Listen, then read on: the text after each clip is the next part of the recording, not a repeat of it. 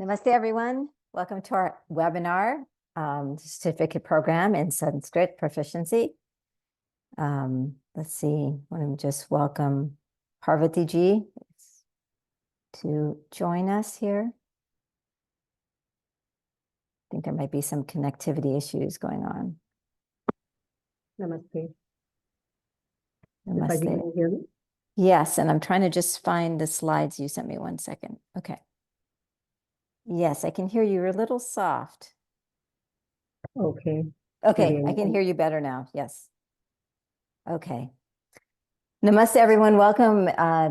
Thank you for joining us from all around the world. It's wonderful to see you here with us on a Saturday morning, U.S. time. I am your host, Shilpa Agarwal. I'm a novelist and also faculty at HUA, and I'm also a student of Parvati ji in the Sanskrit program in Sanskrit Proficiency. And I would like to introduce her. Parvati ji, first of all, is an amazing, amazing teacher and so knowledgeable and wonderful. She is a physical therapist by profession and practice in India prior to moving to Houston. And her areas of interest are Sanskrit and Vedanta. She's currently, in addition to teaching at HUA, she teaches Sanskrit for Arsha Vidya Bharati students. She's also been teaching at Balavihar Chinmaya Mission in Houston since 2015. And she has been studying Vedanta at the Chinmaya Mission since 2014. And she continues her Sanskrit learning through Arsha Vidya Bharati and through Samskrita Bharati. And we're very lucky to have her here at HUA teaching all of us. So without further ado, Parvati ji, welcome, and invite you to start your presentation. Sarvebhyo namo namaha. Namaste to everyone. Let's start with an invocation prayer.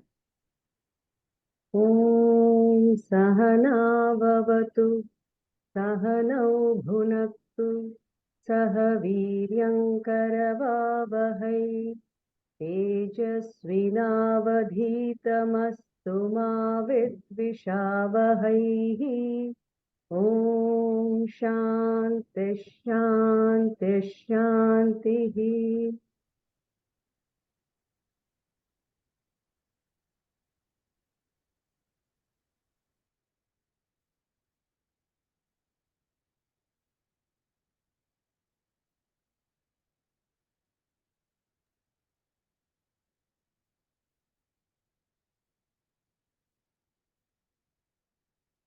Today we will be talking about the certificate program in Sanskrit Proficiency and a few other Sanskritam programs that we offer at HUA.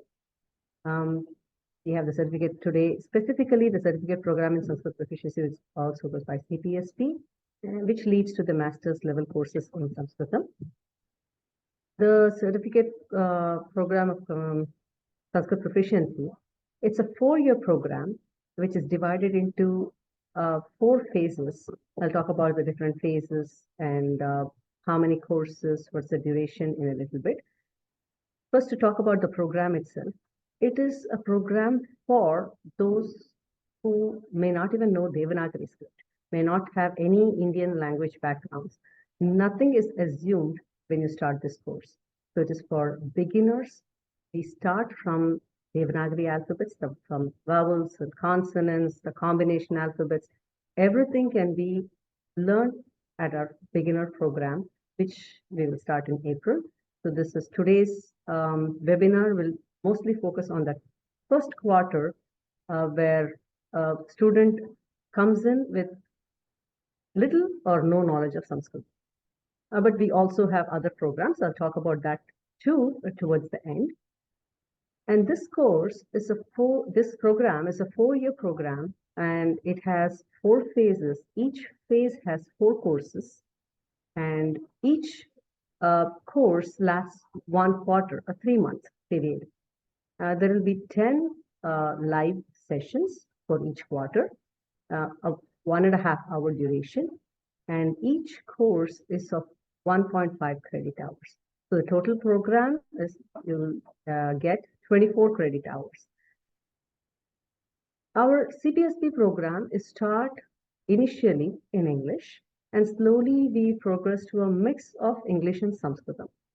So towards the advanced phase and the proficiency phase, the last two phases, there will be a lot more Sanskritam used.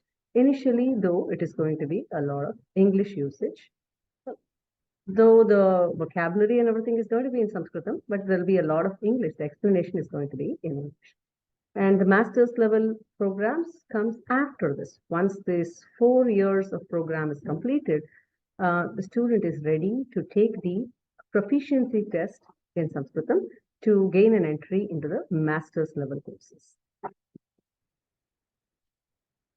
So who is this program for? This program is for anyone who's above the age of 14. So high school student onwards, anyone can join this program. There are no prerequisites to this program. Though a language, understanding English would be a good point to start from. We have a couple of European students who are not proficient in English, but that is still okay as long as you understand English, because the teaching medium is English here. But otherwise, nothing else is assumed in this course. What can you expect to get out of this program in 4 years? The first thing would be to learn Devanagari alphabets, and through that, read and write Sanskritam. So that will be the first skill. Along the way, we acquire a lot of vocabulary. Many grammar concepts are taught, enough to be able to read and write and understand a few simple shlokas. So when I say simple shlokas, even up to Bhagavad Gita. We're not talking about very simple as in Sahana Vavatu. Right up to Bhagavad Gita, you would be able to understand, parse it and understand it by the end of this program. And one will be able to read and understand text and translate it in English. And given an English text, will be able to translate simple ones, of course, in Sanskritam as well by the end of the program. The spoken part of it is not greatly concentrated in this particular program. We have another one called as the Micro Certificate in Spoken Sanskritam, where specific attention is given to fluency in speaking. That said, if a student of CPSP puts in some effort, they should be able to speak Sanskritam at the end of 4 years as well. Now, as to the structure of the program itself, as I mentioned before, 4 phases: beginner, intermediate, advanced, and proficiency phases. So each phase has 4 courses, 4 quarters, which are divided into 4 quarters, and each quarter will have 10 sessions of 1.5 hours each. And other than that, a student is expected to put in twice that amount of time in self-study. So that is what is required or expected to successfully complete any course.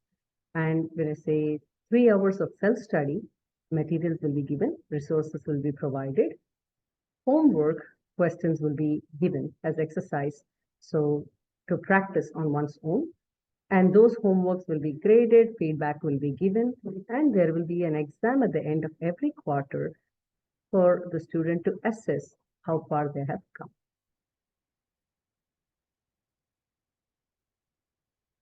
This first course is what we are going to start in April. So the mid-April is when we're going to start this new program, new batch of the CPSP, where a student will start at the first course by learning the Devanagari alphabet. This entire quarter is dedicated to learning Devanagari alphabet. When I say learning the Devanagari alphabets, it is reading, writing, and pronunciation.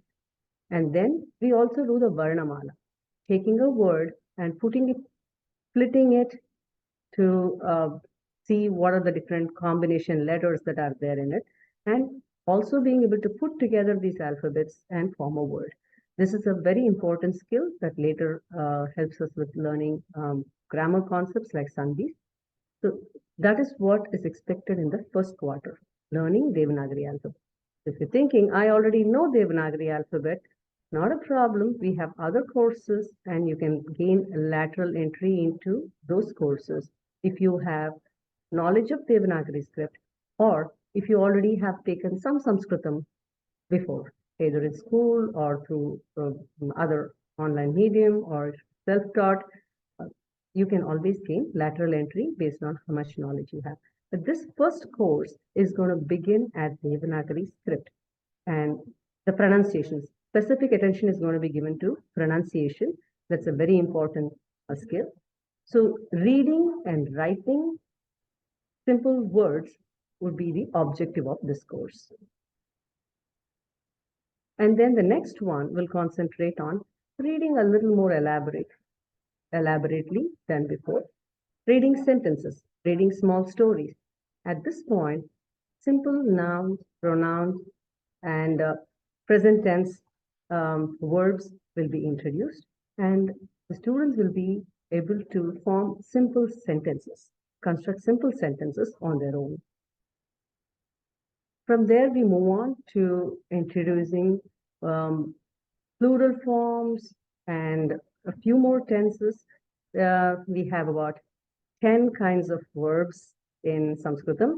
So slowly we take one at a time. Each quarter we take one and we continue learning. So at the end, this will be the 104 will be the end of the first year. What can one expect at the end of the first year? At the end of the first year, you would be reading simple stories fluently. You would be able to understand simple passages, small stories, and you would be able to chant a bit some of the Subhashitani, be able to give the meaning for those Subhashitani. They will be provided and they'll be taught. You will still not be parsing it though at this point, but be able to understand simple passages, simple stories. So that's the end of the first year. And so we go on with the second year. Second year, we start learning the vibhaktis. Some of you may have heard of it. Those are declensions of nouns. That is very important in Sanskritam. So, and by this time, three tenses are introduced: the present, past, and future. So all the three tenses are introduced by the second year. And a lot more Subhashitani and Stotrani would be learned in the second year. And we continue with writing exercises. So the second year, towards the end, one should be able to start writing in Sanskritam. Simple things like your activities, your daily activities, or maybe a simple passage. That is the stage at which the student is when they finish their second year, which is the intermediate phase. From here, we move on to the advanced phase, where active, so far it has been only usage of active voice. Now passive voice, sandhis, so many other complex grammatical concepts will start being introduced. We begin to introduce them at this particular stage in the advanced phase. So by the end of the advanced phase, a student will be able to write letters in Sanskritam, write essays in Sanskritam, know a lot more, would be introduced to some of the texts. When I said texts, it would not be studying those texts, but all the texts that are available, what they are about, the student will be introduced to all those by the end of this advanced phase. Now the last phase is getting ready to prepare for that master's level engagement in Sanskritam. So this last year will be advanced grammatical concepts that are required to begin the study of, say, Ashtadhyayi Sutras that one would undertake in master's level. So the master's level is an option. So at the end of the last phase, the proficiency phase, every student can take the Sanskrit proficiency test, and they would have enough knowledge by then to pass the Sanskritam proficiency test and gain entry into the master's program. Now, when do these courses start? In April, these are the courses that are now being offered in April. The beginner level of the Sanskrit proficiency, that is 101, and it's offered on Sundays at 6 p.m. ET. So that's the time. The rest of the program, the time is not mentioned. If anyone is interested in lateral entry, you could always reach out to us and we'll give you the day and time for those courses as well.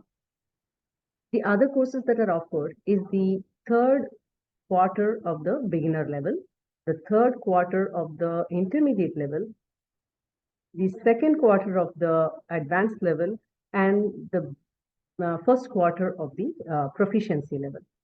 So when I say these, if you already have taken some Sanskritam at school, very rusty, but you still think you know some nouns, pronouns, 103 is where you would enter. If you think you know up to vibhaktis, I'm confident that I can do up to vibhaktis and I know verbs in 3 tenses, then 203 is where you would enter. And if you say, okay, I also have some Sandhi knowledge, but I would like to strengthen that and brush it up, 302. If you say, I already have knowledge of Sandhis, but I would like to learn samasas and pratyayas, then the last proficiency phase is where one would enter. With that, I have come to the end of the presenting what the CPSP course is about. And if anyone has any questions, we are ready to take that now. Shilpaji, do you want to read out the Yes, question? thank you. Thank you so much, Parvati ji. I'm wondering, do you want to stop the presentation so we can see you fully? Okay, wonderful. Okay, so, we have some questions about, 2 questions about someone has studied Sanskrit in India in grades 6th, 7th, and 8th. Is the course too elementary? And then another person is saying, that they want to transfer laterally from other courses. How do they do that? So if you could, they're kind of related questions. If you could answer that, that would be great. So the mode with which you enter into a lateral program would be, you first write to our, Shilpaji, have you provided the email that they write to in case of... supported@hua.edu. Yes, I will put that in the chat. So write to us and let us know, and they'll set up a call with me, and I will guide you as to which test you should be taking. We usually give you a test to see which level you fit into. Once you take the test, and you will know and we will know what's the level at which you should be entering, and we can get you started from there.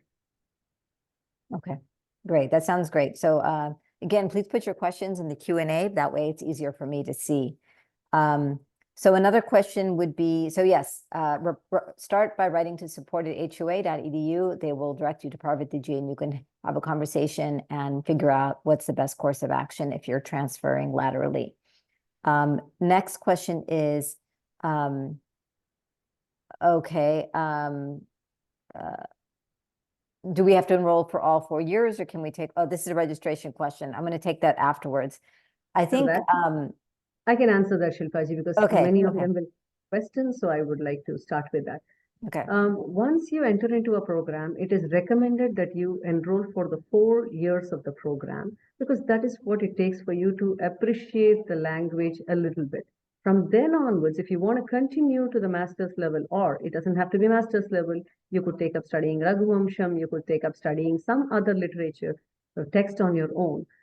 That is okay. But the first 4 years is going to give you that basic understanding. When most of our Sanskritam texts are in form of shlokas, for you to be able to get an understanding of what it is, you need that 4 years.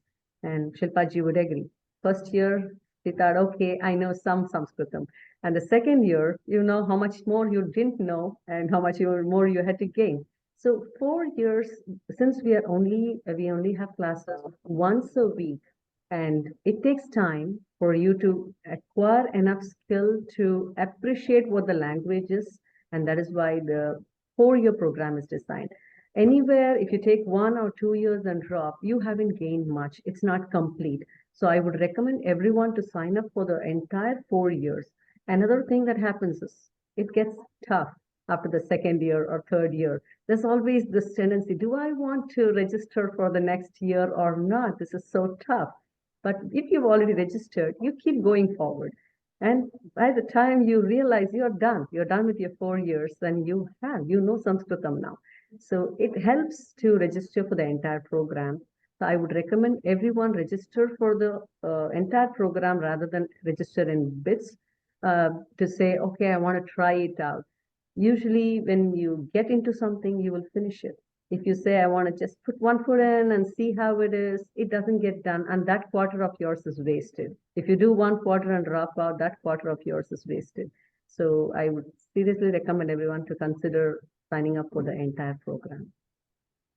Yeah. Well, I'm in one of those tough spots right now in the intermediate phase. So it's a good thing that I've paid for the next quarter, is what I have to say, because it means I'm continuing, hobbling along right now, but it's all really wonderful. So another question is, okay, so can I join the second course and skip the first one since I know the Devanagari script? Again, I think that's kind of what you're talking about, reaching out to you, right, Parvati ji, and figuring out.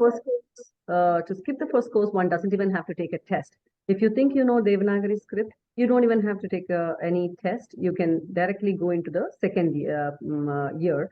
But the second one will be offered only in summer. When right now we are offering the beginner phase, course 1. Course 2 will be offered in summer, but still go ahead and write so we can get you started on that one. You do not have to take the test for that one. Okay, great. Okay, so yeah, that's a good one. A question on Hindi classes. There are Hindi classes at the university, but I would again write to support@hua.edu and you can find out more about that. Let's see. Sanskritam certification course for entry level. When does it start? And how to enroll for it? I wish to learn to teach my granddaughter. It begins in April. It begins on April 14th specifically, but I would urge all of you to register as soon as possible, because there is setting up on the LMS. You need to become familiar with how it works. And the first class will happen on April 14th. It's a Sunday. It happens at 6 p.m. Eastern time. Wonderful. I'm wondering, Parvati ji, if you could talk a little bit about, you mentioned the classes are an hour and a half every week. If you could mention kind of the course load during the week or what the expectations are, that would be great. Typically, for an hour and a half of class, we expect you to put in at least 3 hours of self-study. And that could include homework. It doesn't have to be outside of homework. But as it goes into the advanced phase, I would say even intermediate phase is okay. As you go into the advanced phase, you may have to put in an hour or two more. And not just to, you'll be able to complete the homework and other requirements for the course. But if you want to gain a lot more, you'd probably typically be looking at putting in 4 to 5 hours towards the advanced and the proficiency levels. Not so in the beginner level. In the beginner level, 3 hours per week outside of class may be a good enough time to devote towards studying Sanskritam. Yes, and I would say I'm in a study group right now with other classmates, which is a great way to get to know my classmates and also a way to bounce ideas and something someone might figure out that someone else doesn't know, and it's just very helpful. And I love how that the program encourages that. So that's been wonderful. Another thing I would like to mention is, for those of you who would think I might miss classes, it's on a Sunday. Not a problem. We have every class recorded and available to you. The videos become available about 24 to 48 hours after the class, and they are there for you forever. You can always go back, refer to them, and take notes. You don't have to take notes during class. You probably can go back and refer to those videos and take notes later.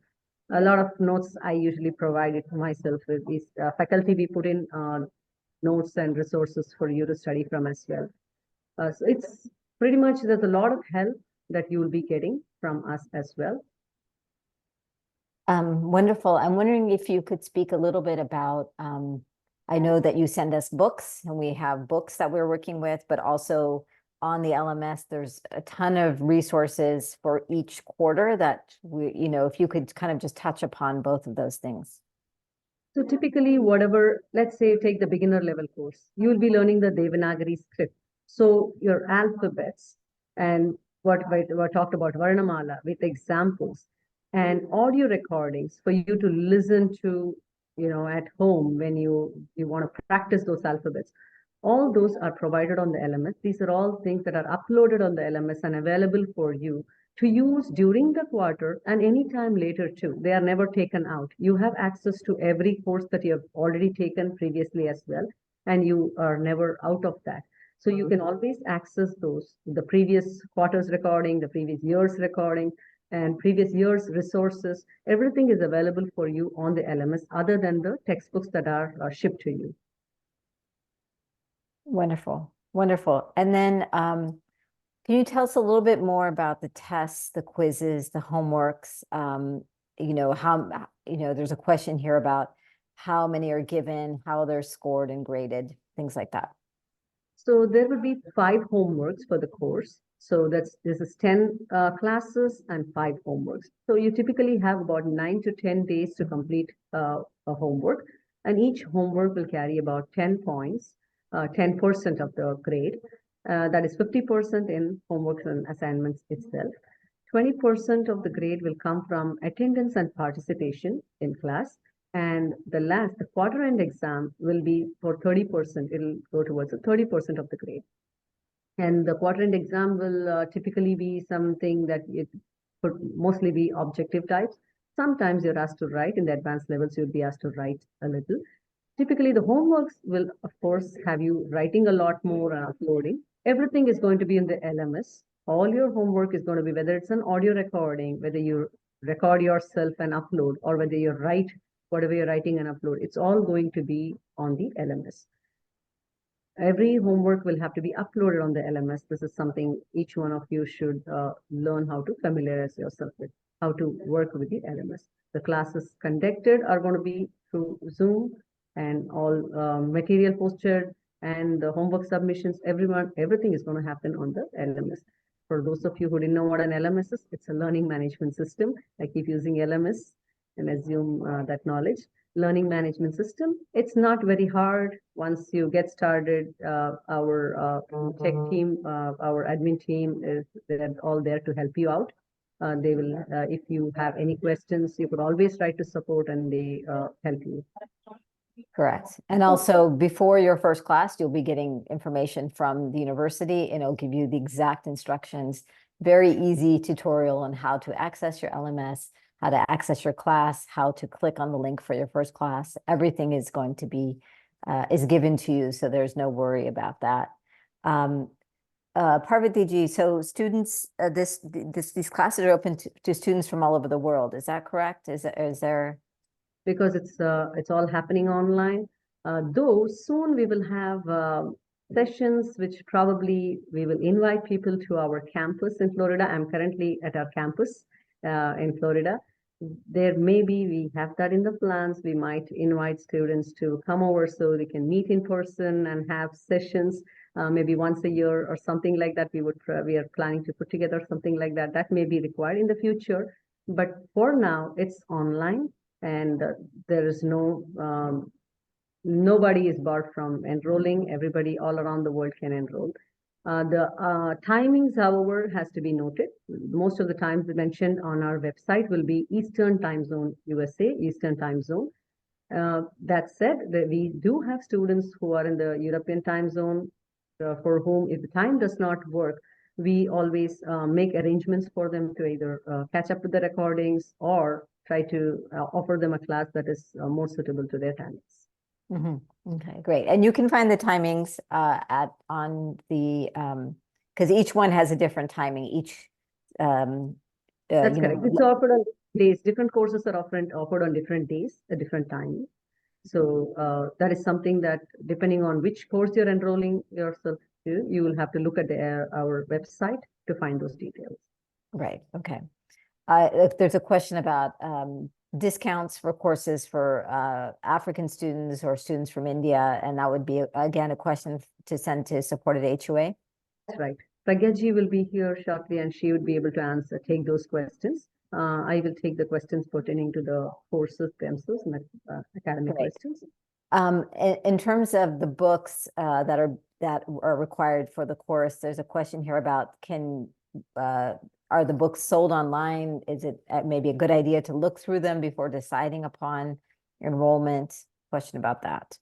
Books are available. These are all books that are designed and sold by Samskrita Bharati. They are available on Samskrita Bharati website. You do not have to purchase it from HUA. You could purchase them on your own. That is okay too. You could the first year's book would be the Mukulam. The Mukulam series is what we teach. The set of 3 books: Mukulam, Kusumam, and Saurabham.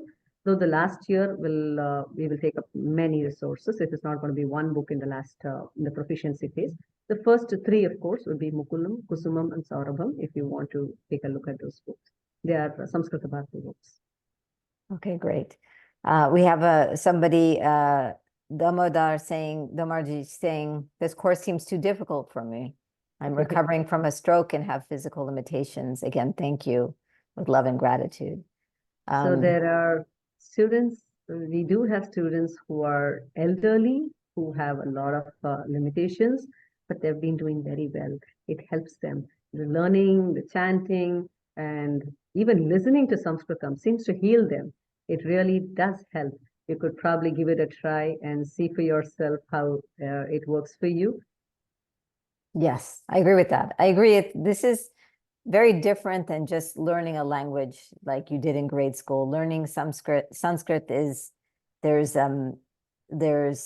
something deeper being conveyed in the learning of it, and it's part of one's own transformational journey to learn Sanskrit. It opens you up in different ways, and it is healing to listen to the chanting. But you would agree that we do not have memorization. So if anybody is worried about memorization, please do not worry about memorization. I know learning Sanskritam long ago, you must have gone through a lot of rote memorization. That is not how we approach learning Sanskritam here at HUA at all. So there are a lot of resources, and there's we simply ask you to recognize patterns rather than memorizing the words themselves, the shabdas especially. Everybody must be familiar with the Ramaha, Rama, Ramaha.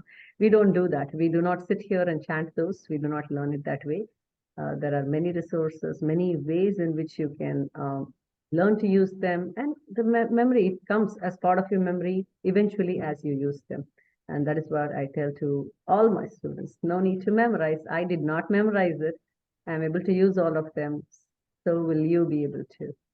That's right. I agree with that. I have a terrible memory, and this is what scared me about taking the course. And yet over time, there are things that somehow make their way into my brain, and I'm able to kind of remember things. So it's through repetition. It's through using concepts in context. And so I think about the main purpose of the program. The program is to make one literate in Sanskritam. So whether it is understanding spoken Sanskritam or understanding simple stories like Panchatantra stories that are written for children, so Balamodini stories, you'd be able to read in Sanskritam and understand those. Or for those of you who want to say, I would like to recite the Bhagavad Gita without any pronunciation errors, it helps there as well. For those of you who want to understand simple shlokas, know what you're chanting, there, yes, again, this course will definitely help you understand what you are reciting. So these are all, and I would say for me, the main goal that I would say would be an appreciation of the language itself. Standing outside and saying how great it is all good, but understanding, getting that glimpse into what the language itself is, the beauty of the language, the structure of the language. Now that can happen only when you yourself have gone through that. You understand what's going on. That little glimpse, the window into what this whole language is about, what it has to offer. And that can happen only with learning the language itself. Absolutely. That's beautiful. A couple of questions here that you've already answered. Apurvaji, just write to support@hua.edu and you can connect with Parvati in terms of where you want to start in the course. And then is knowledge of the Devanagari script required to register for the first course? No, this is where you actually learn it, Parvatiji. And yeah, you go through all of that in the first course. I'm wondering, welcome Pragyaji. It's welcome to the webinar. I'm so glad to have you here. I'm wondering if Pragyaji or Parvatiji, if you could type the names of the books in the chat for the course, that would be great. Let me do that. Okay. The questions. And then folks can answer that. And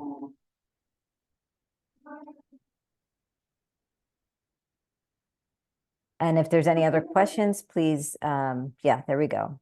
So those are the 3 books for the first. Those are not the only 3 books. There are a few other books that we will refer to. Vibhakti Vallari, Kala Bodhini, Panchatantra Katha, Hitopadesha stories. There will be other material as well. But these are the main texts that are taken in the first 3 years. Okay, beautiful.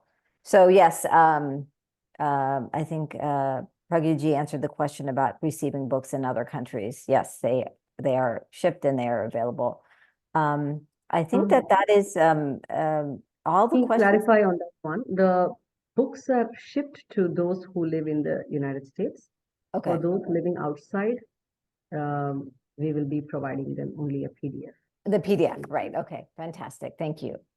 Get it from Sanskrit Bharati if they require.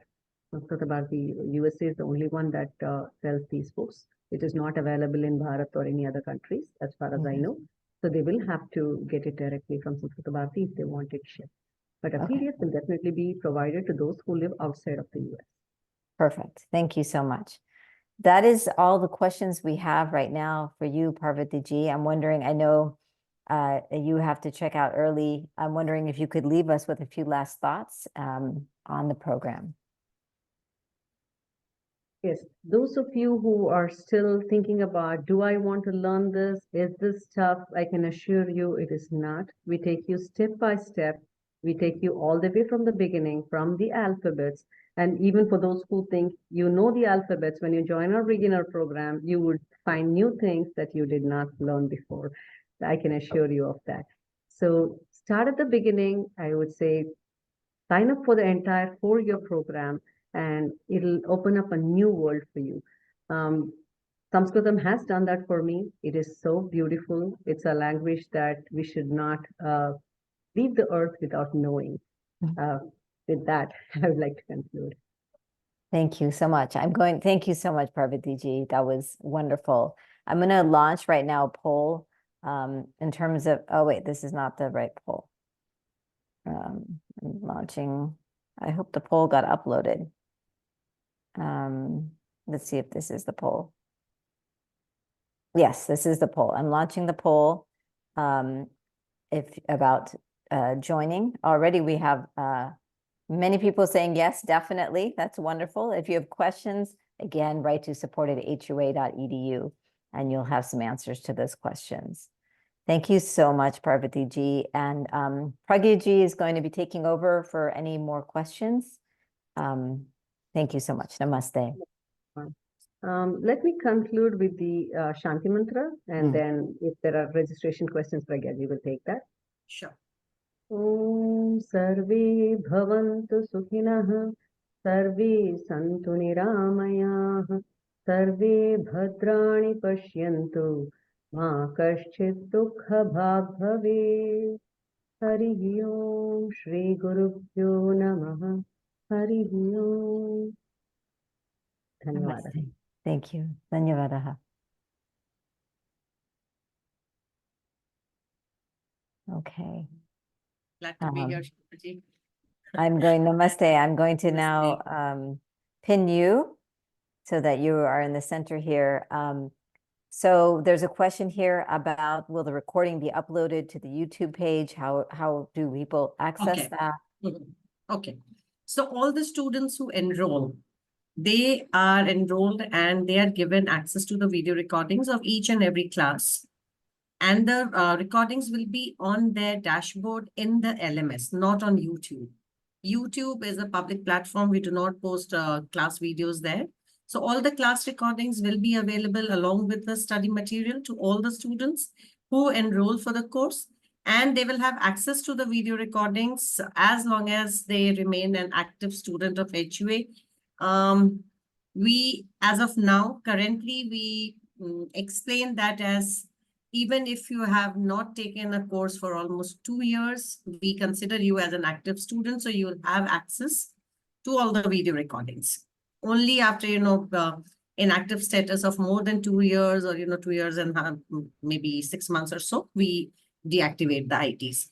Till your ID is active, the video recordings will be accessible. Beautiful. Thank you. Can you let us know about the cost of each the Yes, program for and course, and yes.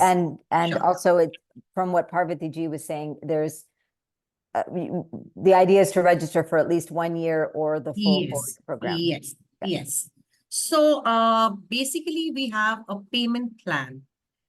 What we also suggest that students do, at least sign up for one phase, as Parvati ji has already mentioned, must have mentioned Mhm. that it is a 4-phase program.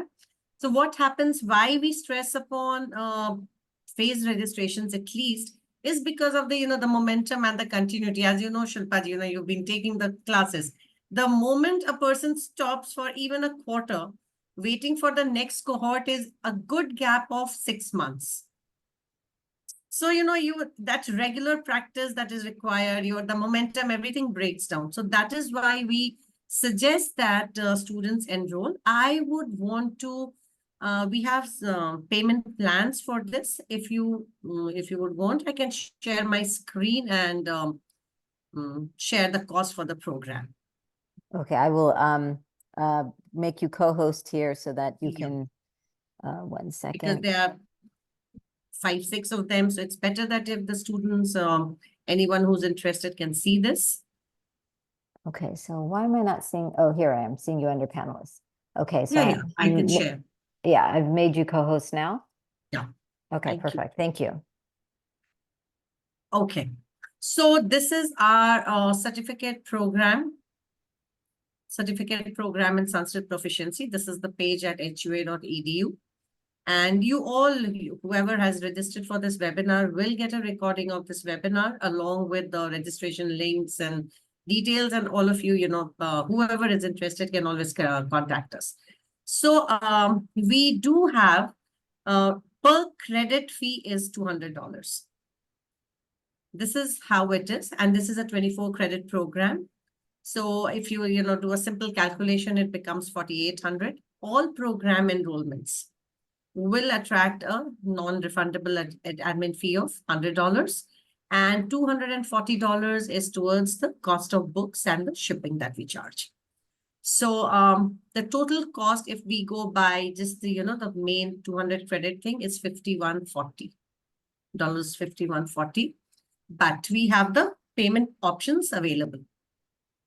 Whoever wants to sign up for the complete program can pay $39.40 and sign up for the full program. That is all 4 phases, the complete program. And if you want to register for phase after phase, the total cost comes to $46.40. The breakdown is here. The beginner phase, that is the first course till the 4th course, will cost you $11,670. And this is only for the US students, not for the non-US students.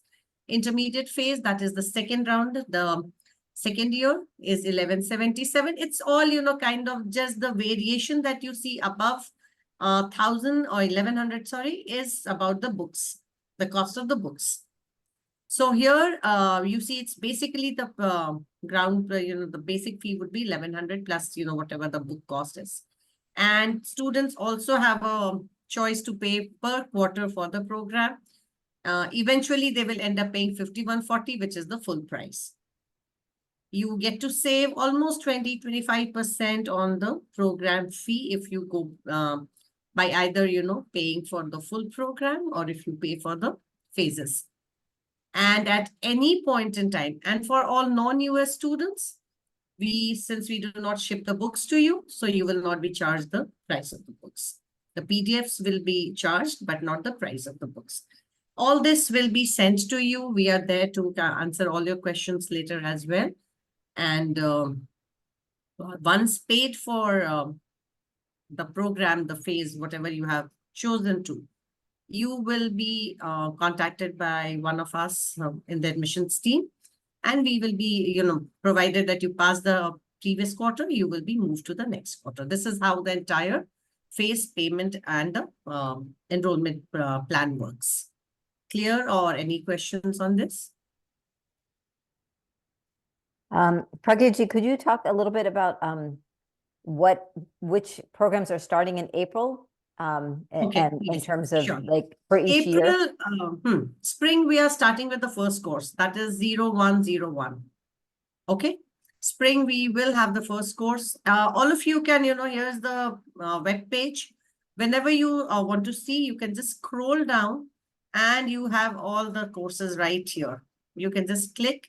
So for all of you who are beginners, absolute beginners, this is the course that we are going to begin with in spring. These are this is a fresh batch. The first course, we are going to intake students here. We have lateral entries also, but for the lateral entry, you will have to contact us, take an entrance test, and only if you pass the entrance test, you will be allowed to take the course. If you fail the entrance test, or if you want to get assessed by Parvati ji, you will have to let us know. We will put you in touch with her. She'll be the best person to assess you with, because this is the only course.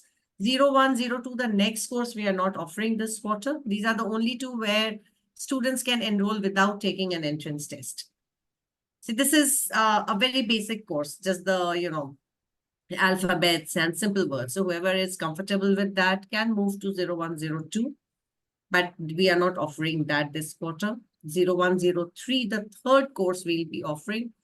Third course, for that we will need to assess. The students will have to take an entrance test. For any course after 0103, the third course in the program, they need to sit for an entrance test. Okay? Okay, great, thank you. So then if you know Devanagari, that was a question that came, you Yes. you could skip into the second quarter Yes, automatically second, without third, it. it depends. So for that assessment, we'll basically need Parvati ji's help, because she's the best person to assess. Mhm. Where exactly a student stands and which would be the best course to move that student into. Mhm. So it's quite possible that, if the student may have to wait for 1 quarter if that course is not being offered, but she will be so any one of you who's interested, please kind of contact us as early as you would want to, because in case, especially for those who want to gain a lateral entry, Mhm. because we'll need to schedule calls and, entrance tests and all of that, and then only then enroll. It is Mhm. a time-taking process, at least, a week, 10 days. Great, wonderful. Yeah. There's a question here. Are there any master's or PhD students who will like sponsorship in East Coast? I'm not sure if that means, are there sponsorships or scholarships available? I don't know. I'm not sure exactly, Neil G, if you could rephrase that question so I could understand it better. But Pragya ji, I'm wondering if you could answer that question in Are terms there of. any masters or PhD students who will make sponsorship? If I'm understanding this question correctly, are you asking if we have any masters or PhD students who would want sponsorship in the East Coast? Yeah, I'm not exactly sure. Yeah, we need some clarification on this. Yeah. Oh, I would need a sponsor. Oh, wanting a scholarship. I guess they're asking about scholarships. US students, we do not have, a blanket scholarship. We have limited, depends, sometimes if we get sponsorship from somewhere, they said, okay, I'll sponsor 5 Sanskrit students or something like that. But US students, we really do not have scholarships available. But for various other countries, we do have a few. I will just post a link in the chat. Just give me a minute. You all can just go to that link and see if, you can fulfill the criteria of applying for A scholarship. Okay. Yeah, for the scholarship. Neil G, in terms of want to sponsorship from foundations, meaning are there sponsorships available from foundations? I don't know if the university is, I think that sometimes there are private donors that give sponsorships, is my Yeah. understanding. Yes, Yeah. they do, but they are very limited in number, and at times they are specific ones. They want to give it for a certain course or a certain faculty. It's upon the sponsors basically. Mhm. Here is our scholarship page. Whoever is interested, they can just click on that, go through our scholarship terms and conditions. And even for US students, you can fill in the scholarship form just in case, if at all we have something for them, we will definitely, get in touch with them. Okay, great. Any last questions? I feel like we've gone through all the questions in the Q&A. Let's see, do you follow the textbooks? Well, that was, we already went through the link of the material and I think Pragyaji already mentioned that you would get a video recording of this webinar. So you will have that. And that link will be sent to basically anyone who has signed up for the webinar as well, right? Yeah, okay. And then Pragyaji, just one last question. Like, the university's been offering these courses for a couple of years now. Just wondering, kind of, you're on the ground seeing these courses. What are you seeing in terms of like student enrollment, with student feedback? You're receiving all the course feedback surveys. What's kind of the response you're receiving back? After the restructuring, that is last, I would say, 4 quarters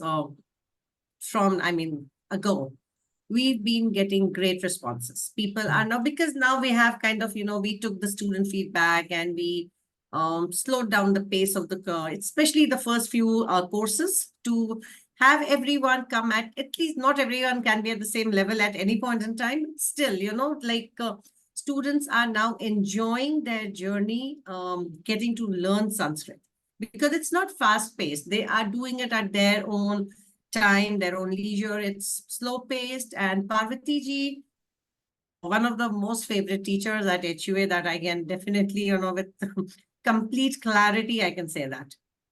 I have not come across a single student who has not said good things about her. I think she is one of our most passionate teachers she has that, and you can feel it, that you can simply feel it when she talks about the language.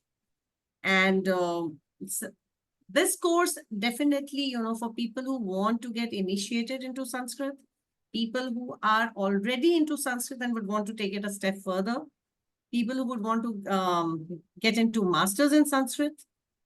This is, I think, a good fit for everyone at different levels of the program. Definitely, she will assess that, but definitely a very good program to begin with. Yes, it is excellent.